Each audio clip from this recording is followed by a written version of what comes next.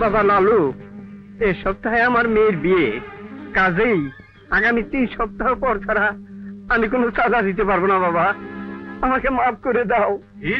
মাফ শব্দটা আমাদের হৃদয়ে নেই রমেশ মিয়া। চাঁদা তোমাকে দিতেই হবে।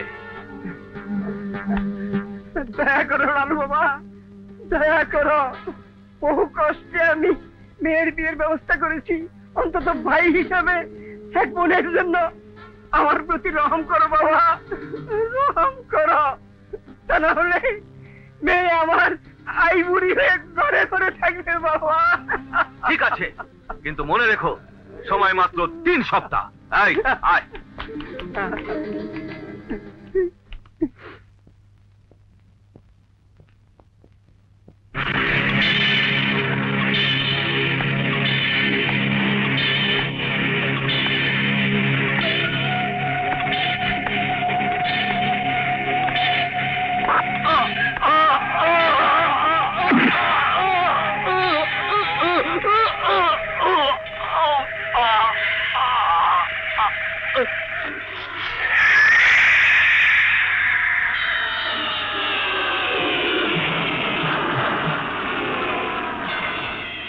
আমার কাম করবার গিয়া যদি কারো মনে দয়া মায়া জন্মায়, তার পরিণামের চেয়ে বেশি খাদন্য হইব। শের দাদা, যদি বলেন রমেশ মিয়াকে লালুর সাথে এক কাফনে দাফনের ব্যবস্থা করি। না, তাইলে লালুর আত্মা কষ্ট পাইব। রমেশ মিয়া যদি কথার পর খেলাপ করেন, তাইলে ওই দোকানের মালিক আমি, আমার হাতে ওর জান যাইব। বুঝছস?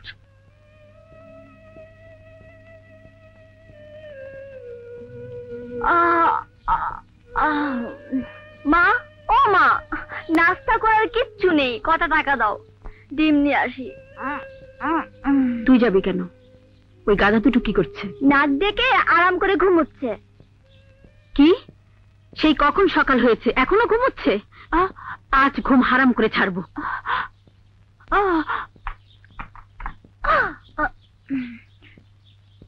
এবার মজা বুঝবে।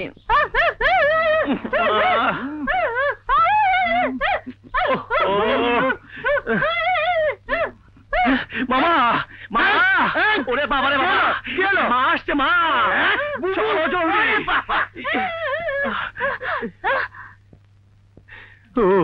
কোন দিকে যাই?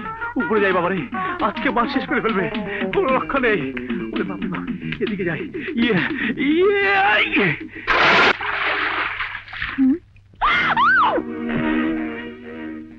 কোথায় গেল হাতে পাকা? তুমি এখানে কি করে এলে? উপর থেকে চাল ভেঙে পড়েছি। উপর থেকে? এই, এই, লজ্জা বলতে কি কিছু নেই তোমার? চাল ভেঙে বাথরুমে এসে পড়েছো? আরে আমি কি জানি চাল ভেঙে বাথরুমে পড়বো আর তুমি এখানে থাকবে? বহুত বহুত শুকর আল্লাহ, একেই বলে ছাপ্পর মদা। এই, তুমি এখান থেকে যাবে না লোকজন ডেকে তোমাকে উচিত শিক্ষা দেব? তাতে তোমারই ইজ্জত যাবে। আচ্ছা আচ্ছা বাবা দারোগা। রাবিশ। সালামালাইকুম চাচি, ভালো আছেন তো? হ্যাঁ বাবা, তুমি কোত্থেকে এলে? বাথরুম থেকে। বাথরুম থেকে?